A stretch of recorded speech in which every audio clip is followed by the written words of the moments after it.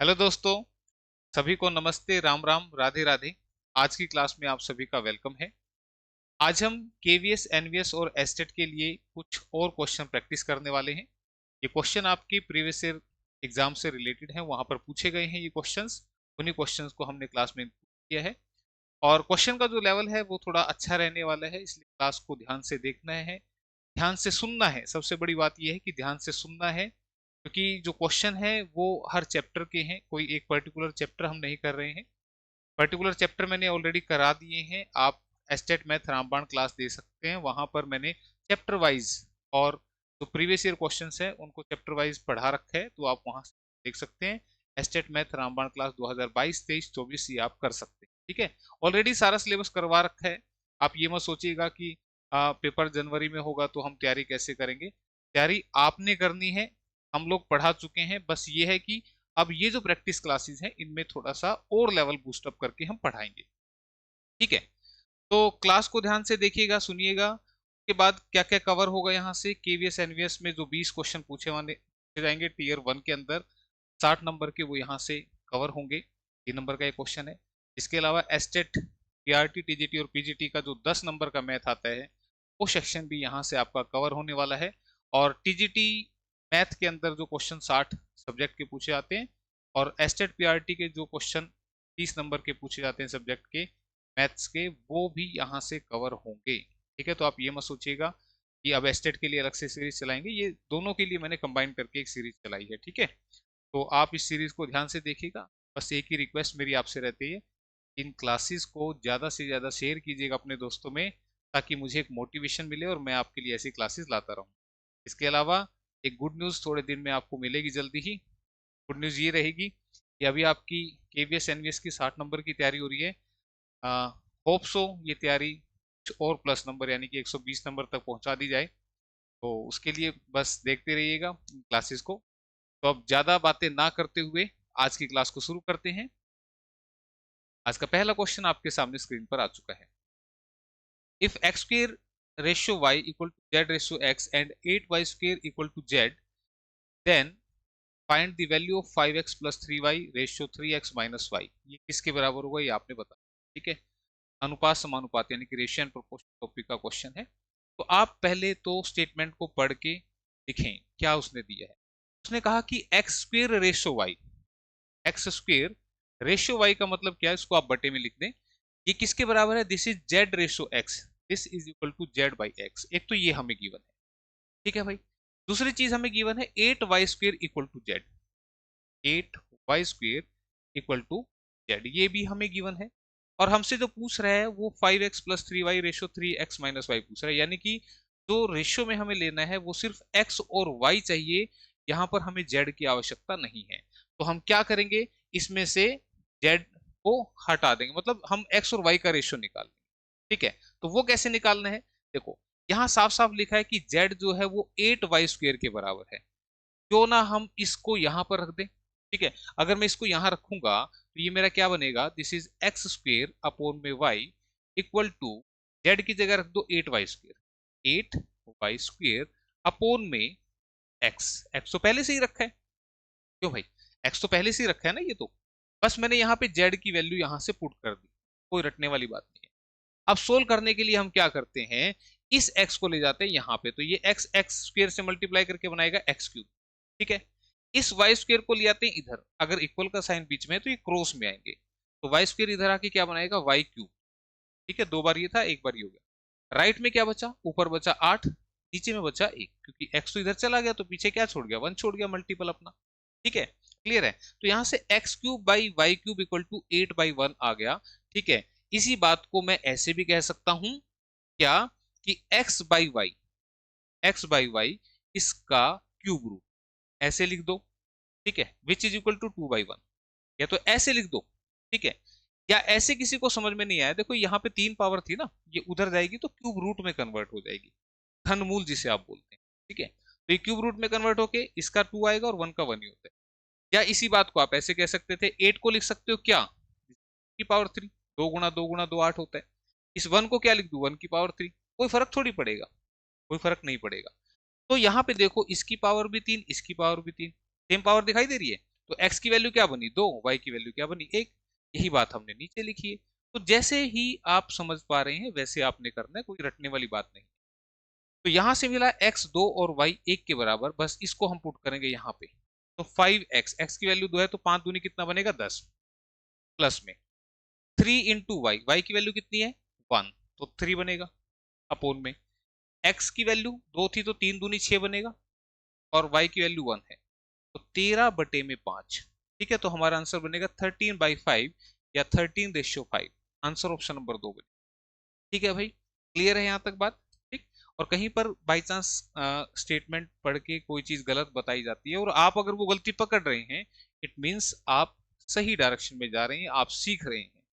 यहाँ पर सिर्फ एक कैमरा है जिसके सामने मैं बोल रहा हूँ, गलती की गुंजाइश भी हो सकती है, क्योंकि माइंड में अगर कुछ भी इधर उधर का आया तो गलती के पूरे पूरे चांसेस हैं, और उस गलती को ठीक करवाने वाला कोई नहीं है, वो सीधी रिकॉर्ड होती चली जाएगी। ठीक है, तो इन बातों में अगर कहीं कोई मिस्टेक हो जाती है, आप उसको अपने एंड से ठीक कर देना। ठीक है भाई, क्लियर। चलो फिर नेक्स्ट क्वेश्चन की तरफ बढ़े। अगला क्वेश्चन आपके लिए,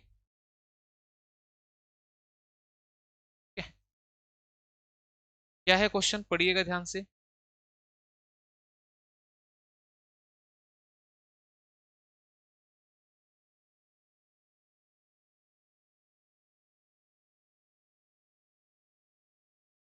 There are three numbers such that if the average of any two of them is added to the third number, the sum obtained are 36, 28 and 41 respectively.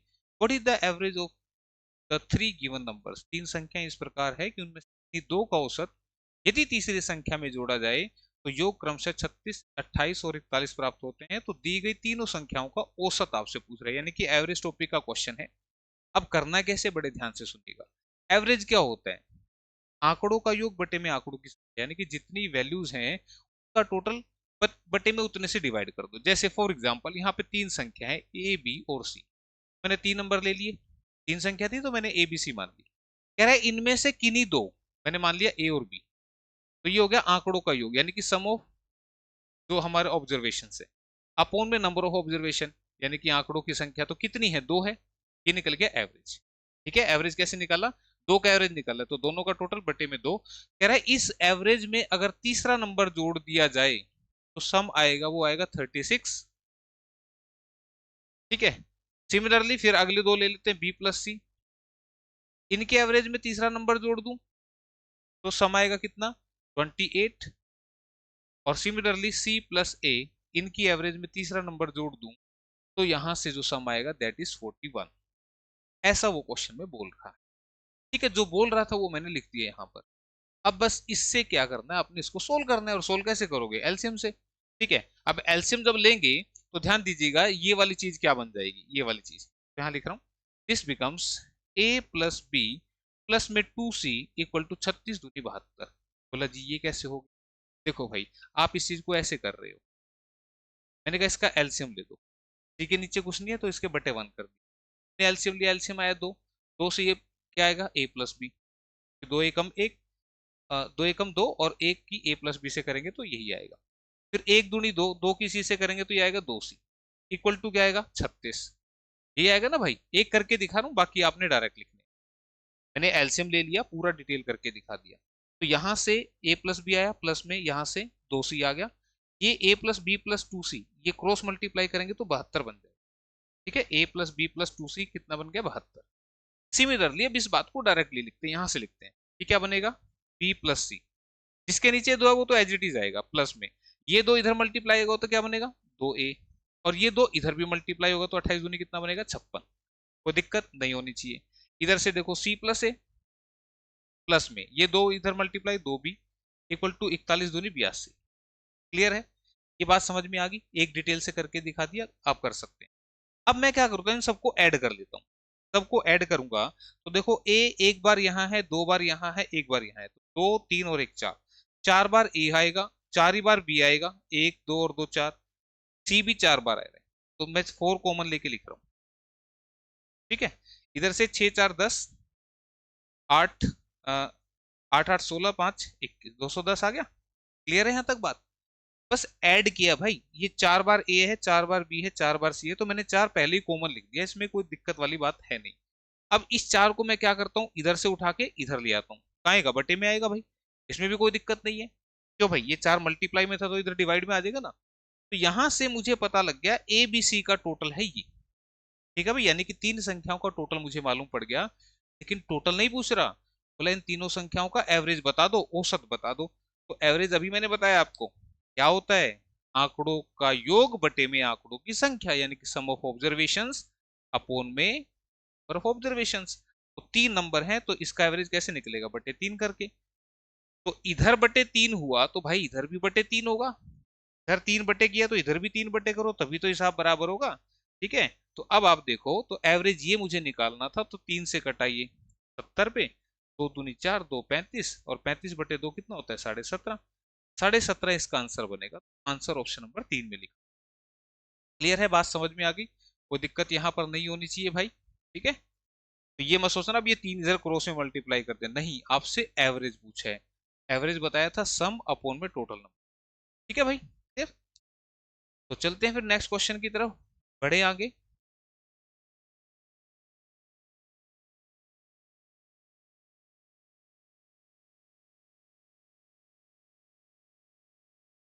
हाँ जी, क्वेश्चन है कि a certain sum amounts to ₹7,404 in 3 years and ₹9,510 in 7:1/2 years at the same rate percent per annum both at simple interest, यानी कि साधारण ब्याज दे रखा है। What is the rate of interest per annum.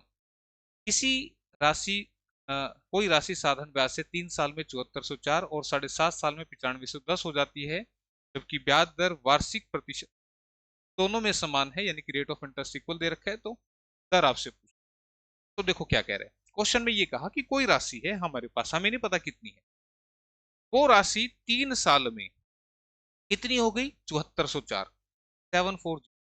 इसका मतलब ये जो दे रखा है ये आपको अमाउंट दे रखा है, यानी कि इसमें प्रिंसिपल भी है और इसमें ब्याज भी है। ठीक है, और वही राशि देखो क्या कह रहा है, वही राशि 7.5 साल में 9510 होगी। तो मुझे बताओ, यही राशि 9510 हो गई कितने साल में, 7.5 साल में, तो ये कितना हो गया, 4.5। क्या ये बात समझ में आई भाई आपको। यही पैसा 3 साल में तो इतना, और यही पैसा 7.5 साल में, देखो 4.5 और 3, 7.5 साल हो गए ना, 7.5 साल में ये पैसा इतना हो।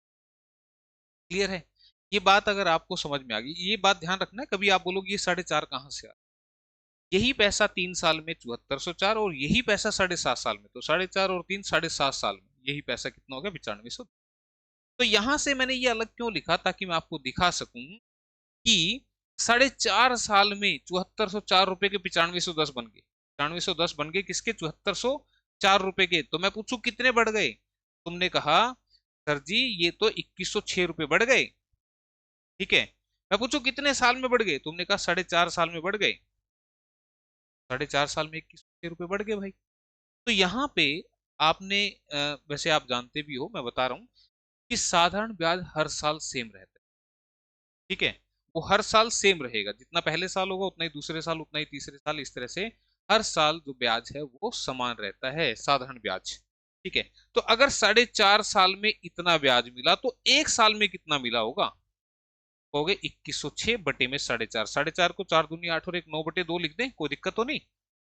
4.5 साल में इतना ब्याज, तो 1 साल में कितना ब्याज, बटे में 4.5। ये 2 किधर चला जाएगा, इधर चला जाएगा भाई, काट दो।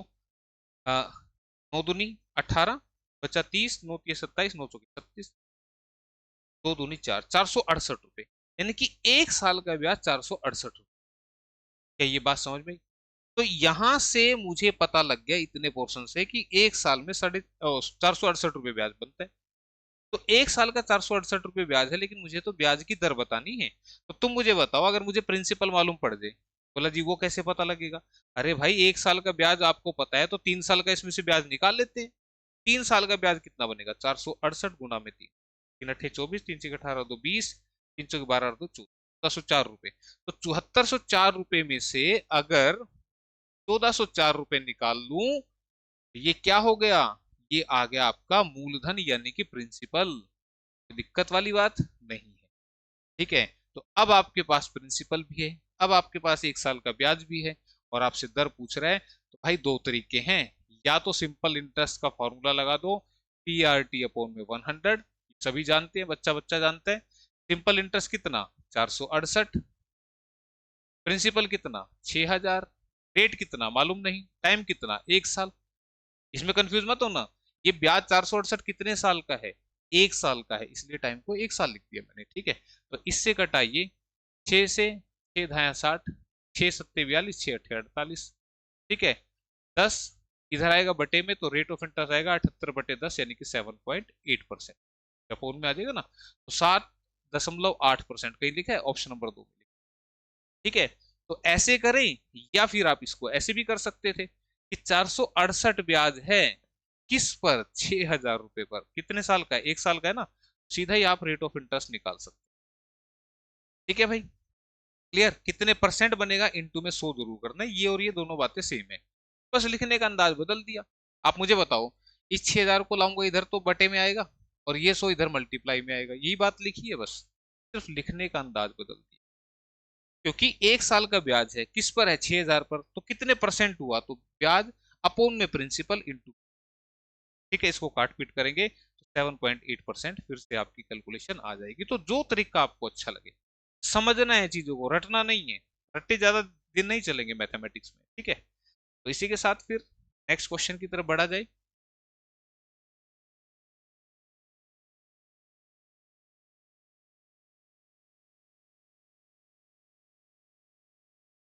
हाँ जी, क्वेश्चन क्या है, the compound interest on a certain sum for the second year and third year are 3960 and ₹4356 respectively at the same rate percent per annum compounded yearly. Sorry, the sum and the rate of interest per annum are respectively। कह रहे किसी राशि पर दूसरे साल और तीसरे साल के चक्रवृद्धि ब्याज आपको दे रखे हैं 3960 और 4356, जबकि वार्षिक ब्याज दर प्रतिशत दोनों में समान है और वार्षिक ब्याज संयोजित है, तो राशि क्या है और दर कितनी, ये आपसे पूछ रहे हैं। भाई इस क्वेश्चन को के लिए एक छोटा सा एग्जांपल लेके चलते हैं। क्या है एग्जांपल आपका, कि मान लिया प्रिंसिपल 100 रुपए है, रेट आपका 10% है, टाइम आपका 3 साल है। मैं आपसे पूछ रहा हूँ SI क्या होगा, मैं आपसे पूछ रहा हूँ CI क्या होगा। सिंपल सा, ध्यान रखना, ये क्वेश्चन अगर समझ में आ गया तो ये समझ में आ गया, इसी से मैं उसको लेके चलूंगा, पर ध्यान से इसको समझ करिएगा, कैसे समझा रहा हूं ध्यान से सुनिएगा। साधारण ब्याज और चक्रवृद्धि ब्याज, ये पहला साल है, ये दूसरा साल है, और ये तीसरा साल है। ठीक है, 3 साल हो गए। 100 रुपए का 10% कितना होता है, 10 रुपए। भाई 100 का 10% आप ऐसे निकालते हो ना, मत निकाला करो ऐसे, 100 का 10% बोला ऐसे। अरे जितनी, जो भी आपके पास पैसे हैं उसका 10% निकालने के लिए उसको 10 से डिवाइड कर दो। 10 से डिवाइड किया, 0 से 0 कट गया, कितना आया, 10 आया। तो ये 10 रुपए आपका पहले साल का साधारण ब्याज है, दूसरे साल का वो भी 10, तीसरे साल का वो भी 10।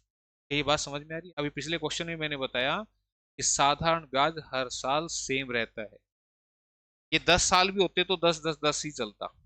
ठीक है, लेकिन बात करते हैं चक्रवर्ती ब्याज की। इस ये बात समझ में आ गई तो इसको अब छोड़ दो, इसका काम खत्म हो गया। अब यहाँ पे आ जाओ, अब पहले साल का चक्रवर्ती ब्याज 100 का 10% कितना, 10। तो पहले साल SI और CI दोनों सेम होते हैं, तो कोई रटने वाली बात नहीं है। पहले साल का साधारण ब्याज और चक्रवर्ती ब्याज क्या, सेम होता है।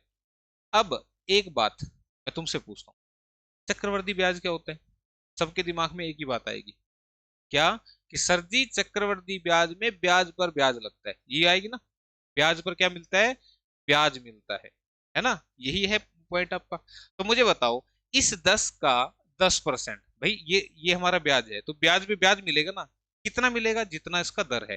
तो 10 का 10% कितना होगा, 10 से डिवाइड कर दो, इसको 10 से डिवाइड कर दो, कितना आएगा, 1, यानी कि 11 रुपए।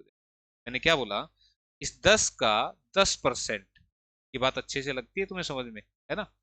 तो इसका मतलब ब्याज पे ब्याज मिला, तो 10 का 10% निकाला तो 1 रुपये ब्याज मिलेगा, तो अगले साल ब्याज हो गया 11 रुपए। ठीक है भाई, फिर से इस 11 का 10%, इसको 10 से भाग करो, कितना आएगा, 1.1। तो 11 पे 1.1 ब्याज मिला तो कितना बन गया, 12.1। क्या ये बात भेजे में आ रही है। ठीक है, 11 का 10% ब्याज मिलेगा, ब्याज पर ब्याज तो ऐसे ही मिलता है ना, तो कितना बना, 1.1 बना ना, तो 11 में 1.1 जुड़ा तो 12.1 हो गया। ठीक है, इतनी बात अगर आप समझ पा रहे हो तो अब मैं यहां से क्वेश्चन को इसमें मर्ज करूंगा। कैसे करूंगा आप देखिएगा। इस क्वेश्चन के अंदर क्या दे रहा है, दूसरे साल का चक्रवृद्धि ब्याज और तीसरे साल का चक्रवृद्धि ब्याज दे रहा है। ध्यान दीजिएगा, दूसरे साल का चक्रवृद्धि ब्याज कितना दे रहा है भाई, 3960। और तीसरे साल का चक्रवृद्धि ब्याज कितना दे रहा है भाई, 4356। ठीक है, ये बात समझ में आई? इतनी बात समझ में आ रही, ये हमें दे रहा है। तो यहां से दर कैसे निकलता है भाई, इस बात को अब यहां से समझो।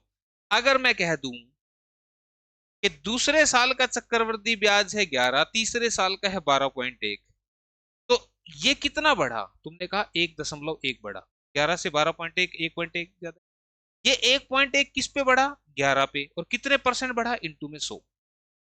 इस पॉइंट को हटाऊंगा, नीचे 10 आ जाएगा। इससे घटाइए, इससे घटाइए, और ये आ गया 10%। ये क्या आ गया, ये रेट आ गया। कैसे निकाला, ये समझ में आ गया, तो ये निकल गया। मेरे को करने की जरूरत नहीं है, अब आप खुद कर सकते हो। मैंने क्या बोला, ये दूसरे साल का चक्रवृद्धि ब्याज, ये तीसरे साल का चक्रवृद्धि ब्याज। मैंने कहा कितना बढ़ा, तुमने कहा 1.1 बढ़ा। मैंने कहा क्यों बढ़ा, क्योंकि ब्याज पे ब्याज मिला। इस ब्याज पे ब्याज मिला तभी तो बढ़ा। तो जितना बढ़ा किस पर, 11 पे मिला, इंटू में 100%, यानी कि 10% रेट ऑफ इंटरेस्ट। तो यहां तुम मुझे बताओ, ये दूसरे साल का चक्रवृद्धि ब्याज, ये तीसरे साल का चक्रवृद्धि ब्याज, तो कितना बढ़ गया। 6 में से 0 गए 6, 5 में से 6 गए 9। ठीक है, और 9 और 3 12, 396 बढ़ गए। 396 बढ़ गए किस पे, इस 3960 पे। इंटू में 100% कर दो, ये रेट आ गया। खत्म हो गया क्वेश्चन यहाँ पे।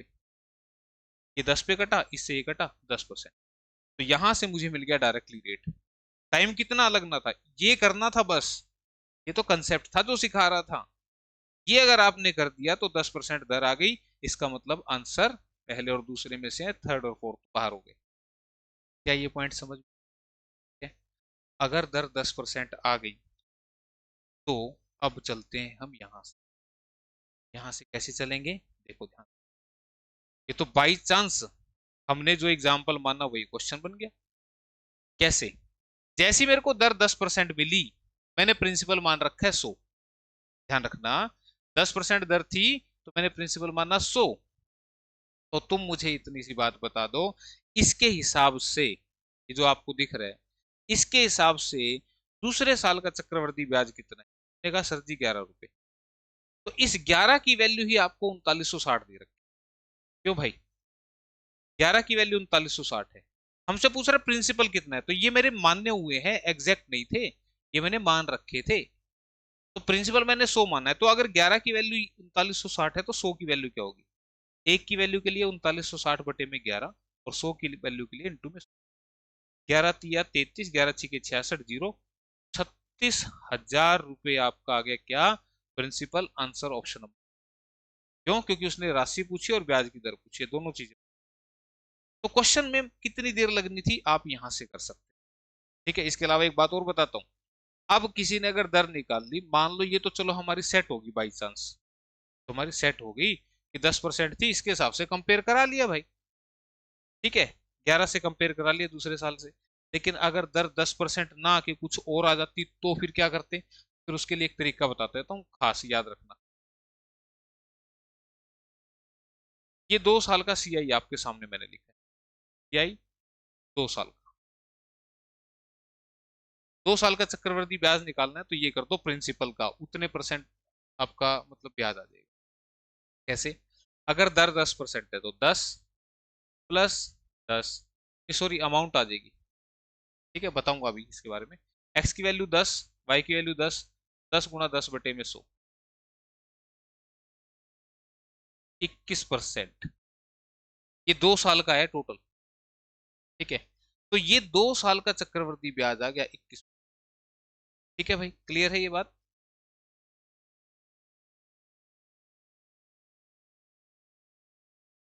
ठीक है, तो इस बात को आप याद रखना इसमें।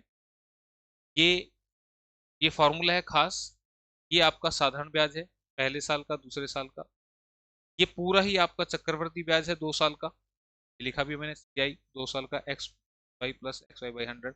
मान लो कोई आपसे ये बोले ना कि ये प्रिंसिपल है ये आपका दर है 10% और 2 साल का चक्रवृद्धि ब्याज निकालो, तो आप इस 36,000 का 21% निकालोगे, आपका ब्याज आ जाएगा 36,000 का। अगर आप 21% निकाल दोगे तो आपके पास क्या आ जाएगा, देखिएगा जीरो। 36 गुना 21 करेंगे, एक छः 36,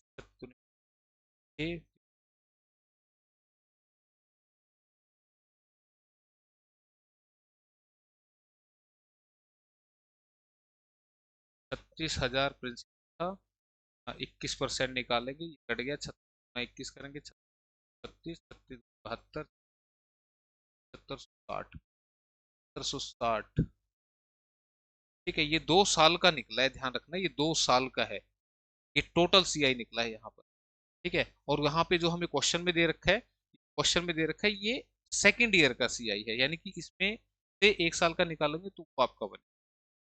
ठीक है, 10% यानी कि 3600 रुपये इसमें से आप माइनस कर दोगे ना,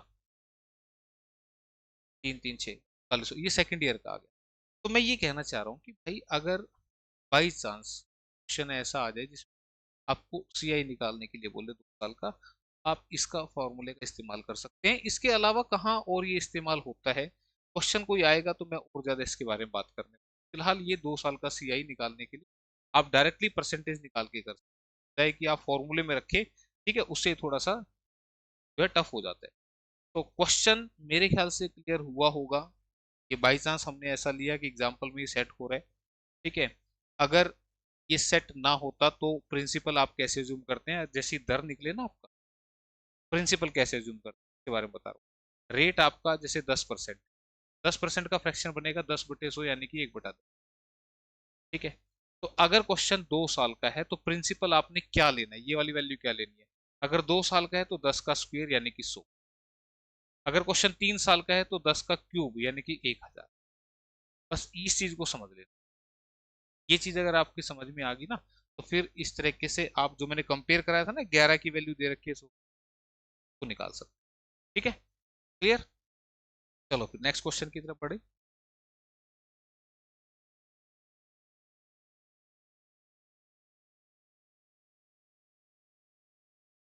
एक खास फॉर्मूला है x+y वाला, काफी सारे क्वेश्चंस में मदद करेगा ये आपको, आगे हम लेंगे क्लासेस में question. A sum of money becomes double of itself in 7 years at a certain rate % per annum of compound interest compounded annually. How many years will it becomes 8 times of itself at the same rate of interest? Hindi वाले हैं, मैं एक बार समझा देता हूँ। कह रहा है कोई निश्चित धनराशि 7 साल में दुगनी हो जाती है चक्रवर्ती ब्याज की किसी निश्चित दर से जो कि वार्षिक है। ठीक है, तो कह रहा है वही राशि कितने साल में 8 गुनी हो जाएगी उतनी ही दर से। ठीक है भाई, मेरे पास कोई पैसा है, मान लो 1 रुपया है, और वो डबल हो गए, डबल हो गए यानी कि 2 रुपये हो गए, कितने साल में, 7 साल में। तो कह रहा है वही पैसा 8 गुना कितने साल में हो जाएगा, आपसे पूछना। 1 रुपए के डबल हो गए 7 साल में, वही पैसा 8 गुना हो जाएगा कितने साल में, ये पूछ रहे हैं। आपको बता दूं जब इस तरह के क्वेश्चन आते हैं तो ये 2 की पावर 1 है, ये 2 की पावर 3 है, यानी कि 2 दूनी 4 दूनी 8, 3 बार मल्टीप्लाई करेंगे। और ये जो है वो 2 की पावर 0 है, यानी कि बेस आपने सेम रखना है। इस तरह के ये फॉर्मेट बनता है, इसी की पावर 0 1 के बराबर होती है।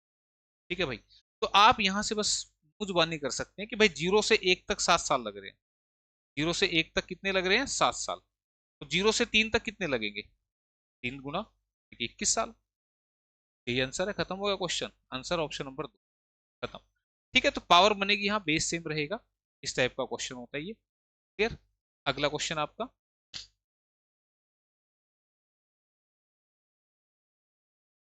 the average height of all the students of a class is 148.5 centimeter. When 12 students of average height 146 centimeter leave the class, then the average height of the students in the class increases by 1.5 centimeter. How many students were there initially in the class? इसी कक्षा में सभी विद्यार्थियों की लंबाई 148.5 centimetre है। जब 12 विद्यार्थी जिनकी औसत लंबाई 146 सेंटीमीटर है कक्षा छोड़कर चले जाते हैं, तब इस कक्षा के विद्यार्थियों की औसत लंबाई 1.5 सेंटीमीटर बढ़ जाती है। तो कक्षा के आरंभ में कितने विद्यार्थी। जब मैं इस क्वेश्चन को समझा रहा था तो मेरे माइंड में कुछ चल रहा था, और वो क्या चल रहा था कि पिछले क्वेश्चन में प्रिंसिपल निकालने का एक तरीका और भी लगा सकते हैं, वो थोड़ा सा लिखने में आसान लगेगा। ये एक्स प्लस वाई वाला हो सकता है किसी को मुश्किल लग रहा हो कि ये क्या बता रहे हैं सर, जब यहाँ से समझ में आ गया था। और ये भी किसी को मुश्किल लग रहा था, तो एक तरीका और मेरे माइंड में स्ट्राइक कर रहा था जो कि बताऊंगा, लेकिन पहले एक बार ये क्वेश्चन, ठीक है, कि जो क्वेश्चन चल रहा है एक बार उसकी बात करते हैं, फिर जाएंगे। एवरेज का क्वेश्चन है, काफी अच्छा क्वेश्चन दे रखा है। एवरेज सीखना है तो बस एक ही दिमाग में बात बैठा लो कि एवरेज मतलब इक्वल, यानी कि समान। सब बराबर है, ना कोई बड़ा है ना कोई छोटा है, बस। किसी कक्षा में सभी विद्यार्थियों की औसत लंबाई 148.5 है। विद्यार्थी तो मालूम नहीं, लेकिन एवरेज पता है 148.5, 148.5। ठीक है, दिस इज एवरेज। ये टोटल नंबर ऑफ स्टूडेंट, हमें नहीं पता कितने देर। ठीक है, 12 विद्यार्थी जिनकी औसत लंबाई 146 सेंटीमीटर है कक्षा छोड़कर चले जाते हैं। अब इसको मैं समझाऊंगा रुपयों के हिसाब से। एक कक्षा में एक्स विद्यार्थी पढ़ते थे जिनमें हर एक के पास 148.5 रुपए थे, सभी के पास। ठीक है, अब इनमें से 12 विद्यार्थी कह रहे हैं कि भाई हम लोग जा रहे हैं, अब हम जाना चाहते हैं, लेकिन वो कह रहे हैं कि हम तुम्हें कुछ देना चाहते हैं। क्या दे के जाएं? उन्होंने कहा हम, हमारे पास 146 रुपए हैं सभी के पास। ठीक है, हम आपको, जो हमारे 148, देखो एवरेज 148.5 है, इसका मतलब सबके पास 148.5 थे। जितने स्टूडेंट थे सबके पास 148.5 थे। लेकिन 12 विद्यार्थी जा रहे हैं, बोले हम कुछ दे के जा रहे हैं। बोला जी क्या दे के जा रहे हो? बोला हम 146 लेके जा रहे हैं, अपने हिस्से के 2.5 रुपए तुम्हें दे के जा रहे हैं। कितने दे के जा रहे हैं? 146 लेके गए, तो इसका मतलब 2.5 रुपए वो दे के गए।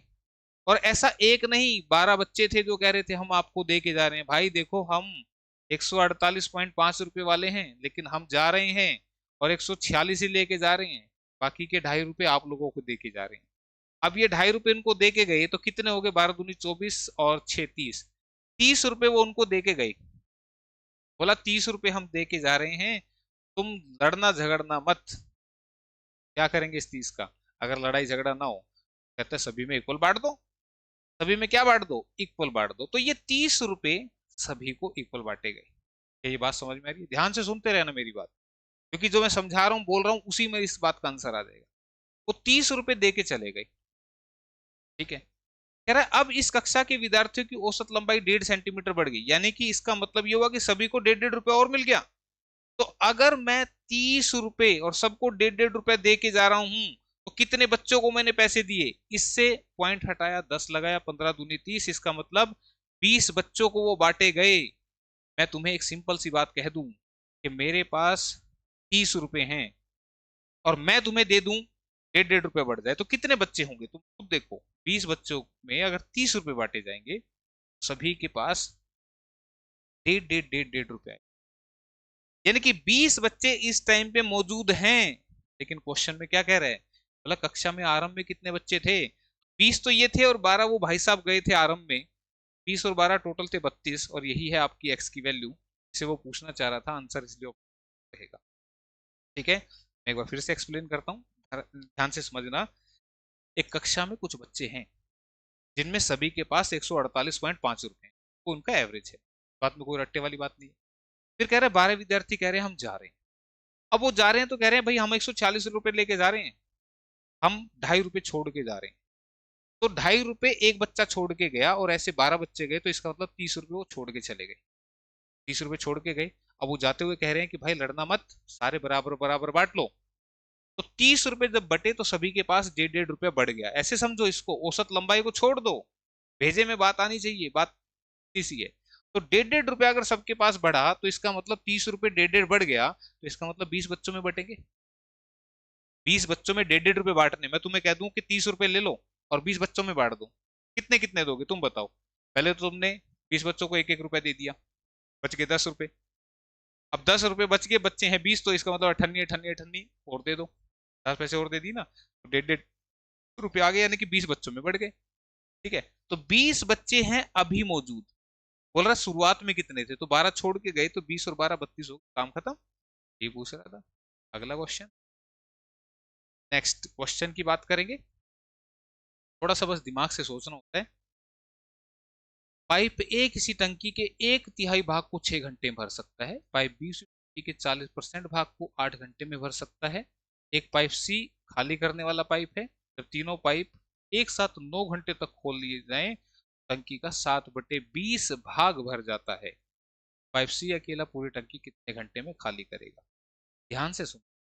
उसने बोला, इंग्लिश में तो समझ रहे हो ना, इंग्लिश में क्या है? बस हिंदी समझ में आ गई तो यार कौन सा तुम इंग्लैंड में थोड़ी पैदा हो रहे हो। ए टंकी का 1/3, जो ए है वो 1/3 टंकी भर रहा है 6 घंटे में। तो पूरी टंकी यानी कि ए कितने भरेगा? 6/1/3, ऐसे लिखोगे ना। इसी बात को मैं सीधा ऐसे लिख दूं, ये पलट देगा ना नीचे वाला। तो इसका मतलब 18 घंटे, यानी कि ए जो है वो 18 घंटे में पूरी टंकी भर देगा। तो इस बात को इतना नहीं लिखना।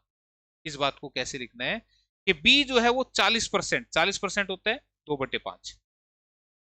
ठीक है, ये ऐसे होता है। ये 2/5 भर रहा है कितने घंटे में? 8 घंटे में। तो इस बात को बजाय मैं बार बार इतना लिखूं, देखो एक बार तो मैंने समझाने के लिए लिख दिया, अब अगला कैसे लिखना है। बी ने 40% यानी कि 2/5 भरा 8 घंटे में, तो बी पूरी टंकी कितनी देर में भरेगा? तो 8 गुना इस फ्रैक्शन को पलट के लिख दो। क्यों पलटा वो मैंने यहाँ पे दिखाया, ये पलट देगा ना। तो इसको 5/2 कर दो,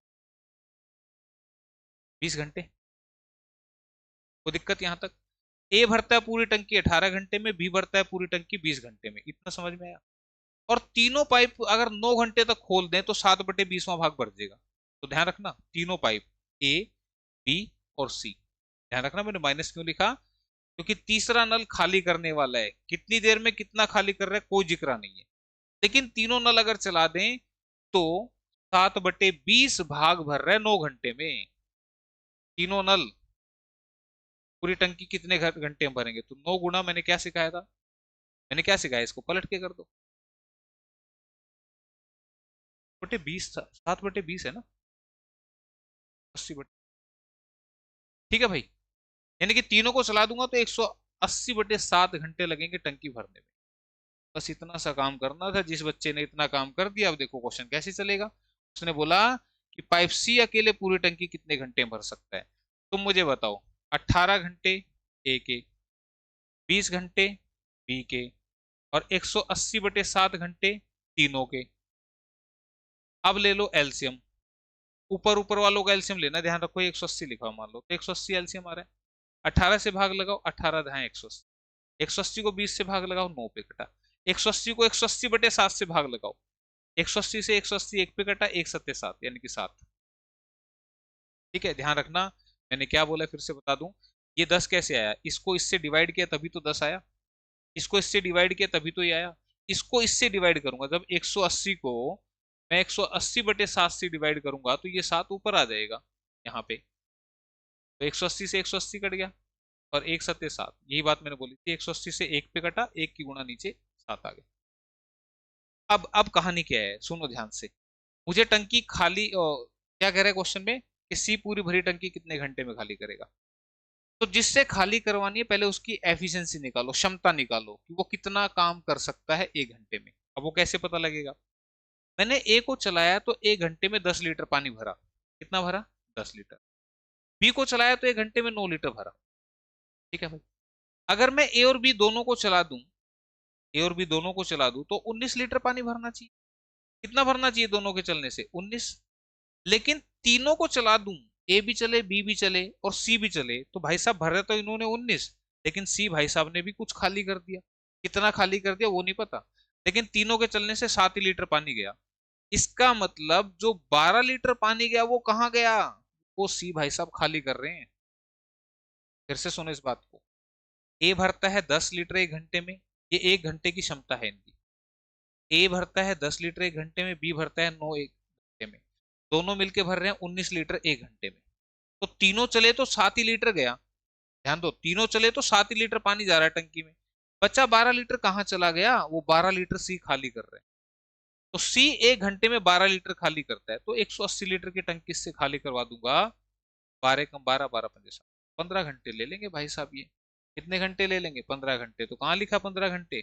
ऑप्शन नंबर 3 में। यही इसका आया समझ में? कहीं पर कोई बात ना समझ में आए ना तो प्लीज एक बार दोबारा देख। ठीक है, तो मैं किसकी बात कर रहा था? मैं इसकी बात कर रहा था। अच्छा मैं बतानी भूल गया था क्या, मैं अगले क्वेश्चन पे आ गया है, बताना था ये वाला क्वेश्चन। ये वाला भी नहीं था, ये वाला क्वेश्चन भूल गया था भाई, सॉरी, माइंड से स्किप हो गया था। अब बता देता हूँ। इस क्वेश्चन में आपने रेट ऑफ इंटरेस्ट निकाल लिया था, रेट ऑफ इंटरेस्ट 10% आ गया था। ये बात बड़ी आसान थी, बस वही बात है कि कई बार ध्यान में नहीं आती, तो आप ध्यान में आई तो मैंने कहा अभी बता देते हैं फिर। तो प्रिंसिपल कैसे, देखो प्रिंसिपल का 110%, ध्यान दो, रेट 10% है, तो अमाउंट कैसे बनता है? अमाउंट इसका 110, प्रिंसिपल का 110%, यानी कि 10% ब्याज मूल में जोड़ दो, तो ये अमाउंट बन गया 110। लेकिन मुझे अमाउंट नहीं बनाना, मुझे कंपेयर कराना है किससे, इससे। ये क्या है, दूसरे साल का चक्रवृद्धि ब्याज। तो इस अमाउंट का 10% अगर निकाल दोगे तो ये दूसरे साल का बनेगा चक्रवृद्धि ब्याज। और इसका 110%, इसका फिर से 110%, और इसका फर्दर 10%, ये बनेगा आपका तीसरे साल का, विच इज 4356। अब एक काम करना, इसको कैलकुलेट करके देखना और देखना आपका आंसर प्रिंसिपल फटाक से निकल आएगा। एक्स प्लस वाई भी छोड़ दो, इधर वाला कंपेयर भी छोड़ दो अगर दिक्कत आ रही है। बस ये ध्यान रखना कि जो भी आपका दर यहां दे रखा है उसको 100 में ऐड करके ऊपर रखना है, यानी कि 110%, प्रिंसिपल का 110%। और जो से साल का पूछा है उतना परसेंट लेना है, सिर्फ ये ध्यान रखना, उतना परसेंट लोगे तो ये आपका ब्याज आ जाएगा उस पर्टिकुलर ईयर का। हाँ, अगर ये पूछता 2 साल बाद अमाउंट कितनी होगी, तो फिर 110% निकालना, क्योंकि इससे अमाउंट निकलता है, इस वैल्यू से अमाउंट निकलता है कि 2 साल बाद की अमाउंट निकलेगी। लेकिन मुझे तो ब्याज से कंपेयर कराना था, तो इसका 10% किया। तो इससे ऐसा इसलिए किया कि अगर दर 10 की जगह 8% आ जाए, 5% आ जाए, 20% आ जाए, तो फिर यहाँ पे आप इजीली उसको कर पाएंगे। ठीक है, उस टाइम ये बात याद नहीं आई भाई। ठीक है, तो ये सारे क्वेश्चन मैंने बता दिए। अब यहाँ आ जाते हैं, है ना, जो हो गया ना पिछले वाला, टंकी वाला, हाँ हो गया, ये वाले पे आ जाओ।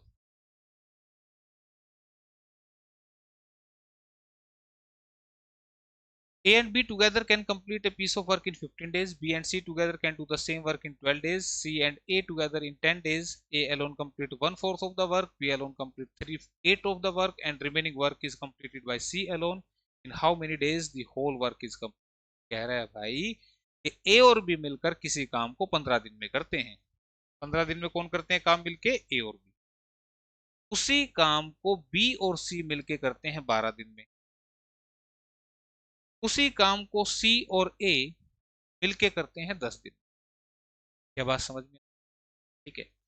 अब ये जो टाइम एंड वर्क, और इससे पहले जो पाइप एंड सिस्टम का क्वेश्चन आया था, एक बात याद रखना कि इनमें, इन क्वेश्चंस में आपने जिससे काम करवाना उसकी एक दिन की एफिशिएंसी पता होनी चाहिए, तभी आप उससे काम करवा सकते हैं। ठीक है, अब वो कैसे निकालते हैं? सबसे पहले आप ले लो इनका एलसीएम, इनका तीनों का एलसीएम लेंगे। 15 एकम 15, इन दोनों के पहाड़े में नहीं आता। 15 दूनी 30, सबसे बड़े का पहाड़ा पड़ा करो। 15 दूनी 30, इनमें नहीं आ रहा, इसमें आ रहा है, इसमें नहीं आ रहा। 15 तिया 45, 15 चौके 60, 60 देखो इसके पहाड़े में भी, इसके पहाड़े में भी, इसके सभी की टेबल में 60 आ रहा है। 15 चौके 60, 12 से भाग लगाओ, 12 पंजे 60, 10 से भाग रहा हो, 10 छीके 60। ठीक है भाई, क्लियर है? तो अब यहां से टोटल काम है 60, जिसमें से ए और बी कर रहे हैं एक दिन में, एक दिन दे रखा है ना, कंप्लीट एपिसोड 15। हाँ, तो एक दिन में कर रहे हैं 4, ये कर रहे हैं 5, ये कर रहे हैं। तो यहां से मुझे बताओ, 4 5 9 और 6 15, 15 काम होंगे कब? जब ए यहां भी कर रहा है, यहां भी कर रहा है काम, बी यहां भी, यहां भी, और सी यहां भी, यहां भी, यानी कि सारे दो दो बार काम कर रहे हैं। तो 15 काम हो रहे हैं। तो अगर एक एक बार काम करेंगे तो 15 का आधा, यानी कि 7.5 काम हो पाएंगे। क्या ये बात समझ में? इस बात में तो कोई दिक्कत नहीं भाई। 4 5 9 और 6 15, 15 काम हो जाएंगे कब? जब ए दो बार काम करेगा, बी भी दो बार करेगा काम, और सी भी दो बार करेगा। तो एक एक बार काम करेंगे तो फिर 15 का तो 7.5 ही काम होगा। ठीक है, तो अब यहां से मैं एफिशिएंसी निकाल रहा हूं, जो कि मैंने आपको पहले ही बताया था। आपने जिससे काम करवाना उसकी एफिशिएंसी निकालो, क्षमता निकालो। ठीक है, तो मुझे बताओ, ये तीनों मिलके 7.5 रोटी खाते हैं। ध्यान से सुनना, ये तीनों मिलके 7.5 रोटी खाते हैं, जिसमें से ए और बी ने 4 खाई थी। ए और बी ने 4 खाई थी, तो 3.5 कौन खा गया? सी खा गया। 3.5 खा गया सी। 3.5 लिखो या 7/2 लिखो, बात बराबर है। फिर से देखो, तीनों मिलके 7.5 रोटी खा रहे हैं, जिसमें से बी और सी 5 खाते हैं। बी और सी एक दिन में कितने खाते हैं? 5। अगर बी और सी 5 खा रहे हैं तो बच्ची 2.5 रोटी कौन खा गया? ए खा गया। 2.5 का मतलब 5/2। अब सी और ए 6 रोटी खाते हैं और तीनों मिलकर 7.5 खाते हैं, तो 1.5 रोटी कौन खा गया? जो यहाँ नहीं है, बी। बी 1.5 खाता है, यानी कि ये एक दिन की एफिशिएंसी मैंने निकाल दी। इसमें कोई दिक्कत नहीं चाहिए। ये एक दिन में 5/2 काम करता है, ये एक दिन में 3/2, ये एक दिन में 7/2।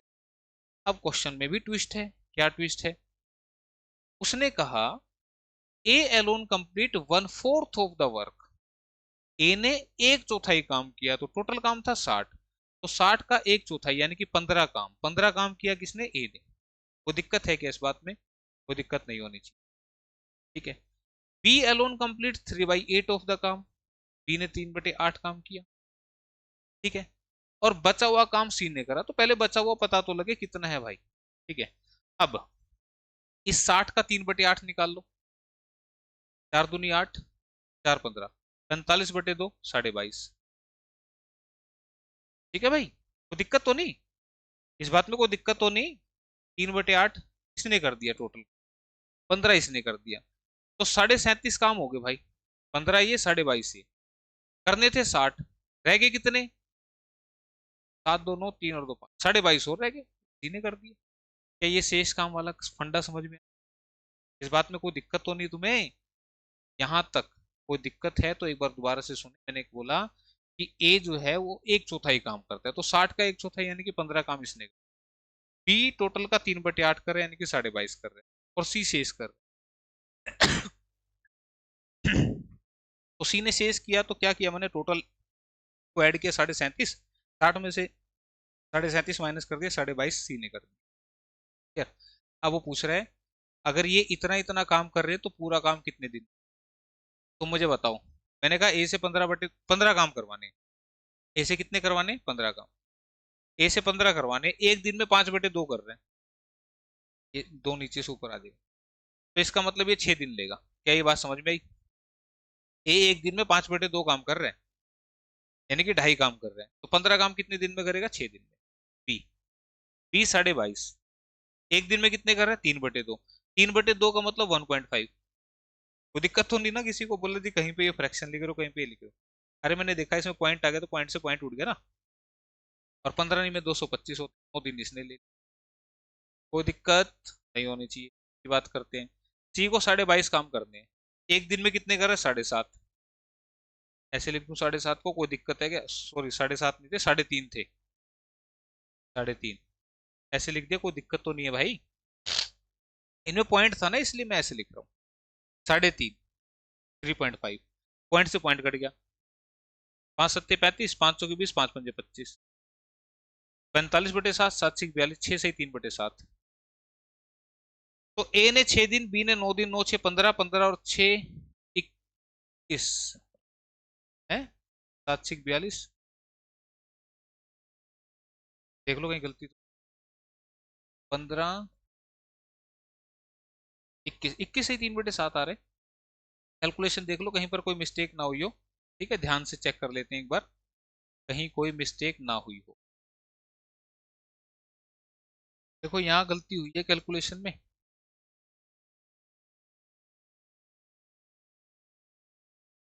सही है, यही गलती है। 15 एकम 15, 15 5 75। ठीक है, 15 एकम 15, 25 7, 15 दिन आएंगे भाई। यहाँ पे यहाँ गलती थी, काटने में गलती कर। ठीक है। 25 नहीं में 225 होते हैं, 15 नहीं में थोड़ी होते हैं। तो 15 6 21, 6 27, 27 से ही 3/7 आएगा, है कहीं? 27 से 3/7, तो ऑप्शन 3 आंसर आएगा भाई। कैलकुलेशन मिस्टेक, ध्यान से भाई बच्चा पार्टी, कैलकुलेशन मिस्टेक। 27 से 3/7, यहाँ गलती से मैंने काट दिया। ठीक है, क्लास खत्म होने का समय आ गया। चलो, इससे गलतियां हो रही हैं, इसका मतलब क्लास खत्म होने वाली है। कैलकुलेशन बस थोड़ा सा ध्यान पे, प्रैक्टिस से आएंगी ये चीजें। ठीक है, कंसंट्रेशन से करें इन चीजों। A man covers 30% of his journey at a speed of 45 km per hour, 45% of it at 30 km per hour, and the rest at x km per hour. If his average speed for the entire journey is 40 kilometre per hour, then what is the value of X. एक व्यक्ति अपनी यात्रा का 30% 45 kilometre प्रति घंटा की चाल से 45% 30 की स्पीड से और शेष भाग एक्स की स्पीड से तय करता है कि पूरी यात्रा के दौरान औसत चाल 40 है, तो एक्स का मान क्या होगा। तो सबसे पहले बात करेंगे हम एवरेज स्पीड के बारे में। एवरेज स्पीड जिसे औसत चाल बोलते हैं, that is equal to total distance upon में टोटल टाइम। ठीक है, टोटल डिस्टेंस अपॉन में टोटल टाइम, यानी कि कुल दूरी बटे में कुल समय। औसत चाल हिंदी में जो लिख रहे हैं, कुल दूरी बटे में कुल समय। ठीक है भाई, क्लियर है। अब एक व्यक्ति 30% यात्रा 45 की स्पीड से, 45% यात्रा 30 की स्पीड से। ठीक है, तो 30% यात्रा उसने तय की कितनी स्पीड से, 45 की स्पीड से। उसके बाद 45% कितनी स्पीड से तय करी भाई, 30 की स्पीड से। 45% 30 किलोमीटर प्रति घंटा की स्पीड। और रिमेनिंग रिमेनिंग कितनी बच गई, 30 और 45 75, 25% बच गई। ये 25% उसने की x किलोमीटर पर आवर की स्पीड। ठीक है भाई, क्लियर है। अब अब यहां से मैं, एक तरीका तो ये कि इसको टोटल को 100% ले लूं, एक तरीका ये मैं इसको फ्रैक्शन बना के ले लूं। फ्रैक्शन बना के भी ले सकते हैं, कैसे भाई, 30%, 30% परसेंट हटाऊंगा तो बटे में सो आएगा, और 30% का मतलब हो गया 3/10। तो 3/10 यात्रा करी 45 की स्पीड से, 45% का परसेंट हटाएंगे 9/20। ठीक है, या एक काम करो ना यार, सारे को क्यों हटा रहे हो, इसको इतने परसेंटेज में लेके चलते हैं। ठीक है, परसेंटेज में लेके चलते हैं, इसको हटाते नहीं ऐसे, है ना। जरूरी पंगे लेने, दो दो काम काहे के लिए करने हैं। ये 30% थी, ये 45 थी, और ये बची 25%। ठीक है, 75 25, कोई दिक्कत। और लेट मान लिया total distance, let total distance equal to 100 kilometre. ठीक है, कोई दिक्कत किसी को, मेरे ख्याल से नहीं होनी चाहिए। ठीक है, अब ये बात अगर समझ में आ गई तो बस इस बात को यहाँ फॉर्मूले में चिपका दो, बस आंसर आ गया। एवरेज स्पीड कितनी आ रही है क्वेश्चन में, 40। वो बोल रहा है कि भाई एवरेज स्पीड 40 आई थी, तो मैंने एवरेज स्पीड की जगह एवरेज स्पीड रखी। फिर टोटल डिस्टेंस मैंने कितना माना, 100 किलोमीटर अपोन में टोटल टाइम। अब टाइम तो नहीं दे रखा, अब समय क्या होता है, डिस्टेंस अपोन में स्पीड। डिस्टेंस अपोन में स्पीड यानी कि समय होता है आपका पूरी बटे में चाल। तो मैं अगर कह दूं कि 100 का 30% कितना आएगा, 30 ही किलोमीटर आएगा, और कितना आएगा, 100 का 30% 30 किलोमीटर आएगा भाई, निकाल के देख लेना भी। तो ये है दूरी और ये है आपकी स्पीड, प्लस में ये टाइम आ जाएगा, सोल्व करूंगा तो दूरी बटे में चाल मैंने कर दिया। ये है आपकी दूरी कितनी, 45 किलोमीटर। 100 का 45% 45, और बटे में स्पीड कितनी है, 30 की, प्लस में 25% 25, बटे में स्पीड कितनी है, एक्स की। क्या बात आ रही है समझ में। ठीक है, इतना अगर समझ में आ गया तो आप एलसीएम से इसको काट दो। 15 दूनी 30, 15 45, 15 45, 15 दूनी 30। ये भाई साहब को छोड़ दिया एज इट इज, क्लियर है। अब यहां से क्या करता हूं मैं, इस 25/x और इसको सारे को, देखो दो तरीके हैं यहां से करने के, या तो आप कैलकुलेशन पूरा करें, ठीक है, या x की वैल्यू ऑप्शन से उठा के रख दें। दोनों में से जो आपको अच्छा लगे वो कर देना, मैं डिटेल बता रहा हूँ क्योंकि ऑप्शन से आप करके देख लेना। ठीक, एक्स की वैल्यू ऐसी रखो जो 25 से कटती हो, 50 भी कट रही है 75 भी कट रही है, इन दोनों को आप पहले रख के देख लो। ठीक है, देखो कि क्या यहाँ 40 बराबर 40 आ रहा है। मैं एक बार फटाफट से अप्लाई करके देखता हूँ। 50 25 से कट रहा है, यहाँ 50 रख दिया, मान लो 50 रख दिया, 25 एकम 25, 25 दूनी 50। अब ये बन गया 2/3, 3/2, 1/2, एलसीएम कितना आ रहा है, 6। 3 से काटा 2 पे, 2 दूनी 4, 2 से काटा 3 पे, 3 तिया 9, प्लस में 2 तिया 6, 3 एकम 3। ये कितना बन गया, 4 3 7 9 16, 16/6। और ये 16 से ये पूरा कट नहीं रहा, तो इसका मतलब आंसर नहीं आएगा। इधर का सोल्व करने पे 40 आना चाहिए, बस ये बात ध्यान रखना। तो इसका मतलब 50 आंसर नहीं है। ठीक है, मेरी बात समझ में आ रही है, 50 आंसर नहीं है। तो मैं 50 की बजाय अब क्या रख दे रहा हूँ यहाँ पे, 75, क्योंकि 25 से ये 75 भी कट रहा है। तो 25 या 75, 3 पे कटा, 3 दूनी 6, यहाँ पे 2 आएगा। तो 9 4 13 और 2 15, 15/6। तीन दूनी 6, तीन पंजे 15। ठीक है, तो 100/5/2 आ गया, 100/5/2 आ गया, तो 5 से कटा 20 पे, और 20 दूनी 40 आ रहा है। देखो 40 इधर से सोल्व करके, तो आप बाई ऑप्शन कर सकते हो, आंसर ऑप्शन नंबर 4 आ गया। ये तरीका ज्यादा आसान है, इससे थोड़ा सा फास्ट हो जाएगा। देखो अगर आपको लगता है कि नहीं हम कैलकुलेशन करेंगे, कैलकुलेशन करके आपने एक्स की वैल्यू निकालनी है, बस काम इतना। आप जैसे मर्जी इसको फाइंड आउट करें, मैंने ऑप्शन का इस्तेमाल कर लिया, आप एक्स रख के करके देख लेना कैलकुलेशन। ठीक है, ये नीचे नीचे का एलसीएम लिया था मैंने, 15/6 आया था, 5/2, तो बटे में 5/2 सोल्व किया तो 40 आ गया। ठीक है, तो आप डिटेल कर लेना भाई, कितना सा काम। अगला क्वेश्चन, नेक्स्ट क्वेश्चन।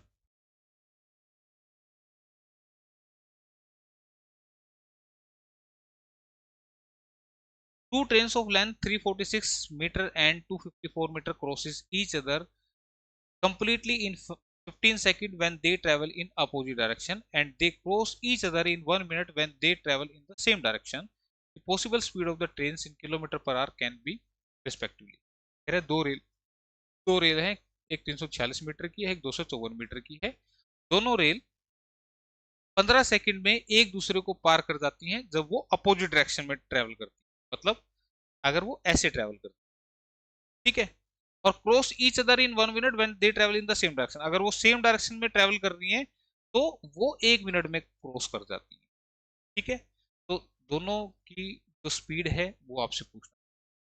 तो देखो जो भी आपसे पूछा ना उसका फॉर्मूला लिख दो। क्या पूछ रहा है? स्पीड। स्पीड होता है डिस्टेंस अपॉन में टाइम, यानी कि चाल होगा आपका दूरी बटे में समय। इस बात में कोई दिक्कत? फॉर्मूला था, मैंने लिख दिया सीधा। ठीक है, अब दूरी क्या रखूं, ध्यान से सुनना। जब दो रेल ऐसे आ रही होती हैं, देखो ये दो रेल आ रही है एक दूसरे की तरफ, ऐसे यहां दिखाता हूँ व्हाइट शर्ट पे अच्छा दिखेगा। जब ये दो रेल ऐसे आ रही हैं तो ध्यान दो, अब ये पार करना शुरू कर, और ये पार कर रही है कर रही है कर रही है, ये अब कर गई। तो इसका मतलब दोनों अपने आप की लंबाई को पार कर रही है। तो कितनी दूरी पार कर रही है? इसने अपने इस लाल वाली ट्रेन ने इसको भी पार किया और अपने आप की लेंथ को भी पार किया, तभी तो पार हुई। तो टोटल डिस्टेंस पार हुआ दोनों की लेंथ। ठीक है, जब सेम डायरेक्शन में जा रही है तो देखो ये जा रही है पीछे से, ये फास्ट आ गई, तो इसने इसको पार करना शुरू कर दिया। देखो ये पार कर रही है कर रही है कर रही है, और ये अब ये करके निकल गई। तो इसने इसको भी पार किया और खुद को भी पार किया, तो भी लेंथ कितनी है? दोनों की लंबाई। ये बात दिमाग में बैठा लो कि टाइम स्पीड एंड डिस्टेंस या ट्रेन के क्वेश्चन में जब भी दो रेल ऐसे क्रॉस करें या सेम डायरेक्शन में करें तो कुल दूरी होगी दोनों की लंबाई, जो कि कितनी है? 346 254, 346 254। ठीक है, डिस्टेंस आ गया। अपोन में, अपोन में टाइम कितना? एक बार तो लगे 15 सेकंड, और एक बार लगे 1 मिनट, यानी कि 60 सेकंड। ध्यान दो ऊपर में मीटर में था ना, तो मैंने नीचे सेकंड में रखा। ये मीटर था, छोटा था डिस्टेंस, तो टाइम भी मैंने छोटा यानी कि सेकंड में रखा। क्लियर है? तो अब ये बात हो गई, तो अब बात करते हैं स्पीड की। जब दो ऑब्जेक्ट अपोजिट डायरेक्शन में चले आते हैं तो दोनों की स्पीड प्लस हो जाती है। ठीक है, ध्यान से सुनना इस बात को, इसको बोलते हैं रिलेटिव स्पीड। जब दो एक दूसरे की तरफ आएंगे, तो तुम मुझे बताओ ये दो ऑब्जेक्ट हैं, इनके बीच का डिस्टेंस है, अगर दोनों चल रहे हैं तो दोनों की स्पीड से कवर हो रहा है ना, ये ध्यान दो। दो चल रहे हैं तो दोनों की स्पीड से कवर हो रहा है, इसलिए दोनों की स्पीड जो है ऐड हो जाती है सेम अपोजिट डायरेक्शन में, विपरीत दिशा में। लेकिन अगर सेम डायरेक्शन की बात करें, देखो ये और ये, इसकी स्पीड भी 10 है, इसकी स्पीड भी 10 है, तो क्या ये डिस्टेंस कवर होगा? नहीं होगा, ये इतना ही रहेगा, ये कवर ही नहीं होगा। अगर ये दोनों एक दूसरे की मतलब चल रहे हैं एक ही डायरेक्शन में, ये भी इधर जा रहा है ये भी इधर जा रहा है, तो ये डिस्टेंस कवर ही नहीं होगा, ये दोनों की स्पीड सेम है। लेकिन पिछले की स्पीड बढ़ा दूं तो ये इसको कवर कर देगा, करेगा कि नहीं करेगा? क्लियर है? सेम डायरेक्शन में रिलेटिव स्पीड होती है माइनस। ठीक है, तो मान लो जब दोनों रेल एक दूसरे की तरफ आ रही थी तो पहली की स्पीड एक्स, दूसरे की वाई, दोनों होगी प्लस, और जब सेम डायरेक्शन में जाएंगी तो दोनों की स्पीड हो जाएंगी माइनस। क्या बात समझ में आ रही है? तुम एक ट्रक सामने से आ रहा है और तुम अपनी गाड़ी में उसको क्रॉस कर रहे हो तो फटाक से निकलोगे, है ना? लेकिन जब एक ऐसे जा रहा है और एक उसको तुम पीछे से ओवरटेक कर रहे हो ट्रक को, टेक्स टाइम, समय लगता है ना, इसलिए नीचे ज्यादा समय लग रहा है, यहाँ कम समय लग रहा है। तो अब इसको जब सोल्व करेंगे तो 300 500 600, 600 बटे में 15, 40 मीटर पर सेकंड तो स्पीड यहाँ आ गई। और 600 बटे में 60, 10 मीटर पर सेकंड यहाँ आ गई। यही बात आ रही है समझ में? एक्स प्लस वाई की वैल्यू ये आ गई, एक्स माइनस वाई की वैल्यू ये आ गई, और ये प्लस और माइनस क्यों किए हैं? ये रिलेटिव स्पीड लग रही है। एक और दो, दो ऑब्जेक्ट हैं, जब एक दूसरे की तरफ आए या सेम डायरेक्शन में जाए तो वहां रिलेटिव स्पीड का कंसेप्ट आता है, इसलिए प्लस और माइनस करके लिखी गई है। अब दो इक्वेशन आ गई, एक एक्स प्लस वाई, एक एक्स माइनस वाई। एक एक्स प्लस वाई है और एक एक्स माइनस वाई है। ये कट गया, दो एक्स की वैल्यू आ गई 50, एक्स की वैल्यू आ गई 25। ठीक है, वाई की वैल्यू क्या आएगी? अगर एक्स की वैल्यू 25 है और एक्स प्लस वाई 40 है, तो इसकी मतलब इसकी 15 आ गई। यहाँ तक कोई दिक्कत तो नहीं भाई? ठीक है। तो अब यहां से मुझे x और y की वैल्यू पता लग चुकी है, यानी कि दोनों रेलों की चाल पता लग चुकी है, बट ये मीटर पर सेकंड में है, क्वेश्चन में किलोमीटर पर आवर में पूछ रहे हैं। तो इसको भी 18/5 से कर दो, इसको भी 18/5 से। 5 पंजे 25, 18 पंजे 90, 5 दिए 15, 18 दिए। कितने किलोमीटर पर आवर पहली, कितने किलोमीटर पर? तो 90 और 54 दिख रहा है कहीं पे?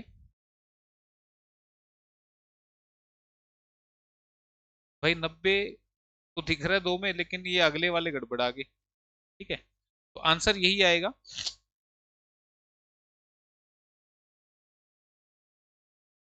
25 एक आ गई, और 5 दिए 15, 18 दिए 54, और 5 पंजे 25, 18 पंजे 90, ये आनी चाहिए भाई 90 और 54। ठीक है, यहाँ पे ठीक है कैलकुलेशन।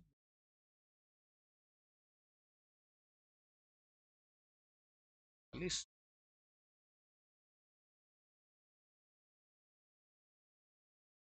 10। ठीक है भाई, फिर भी कहीं कोई मिस्टेक हो तो चेक कर लेना, आखिरी क्वेश्चन था ये।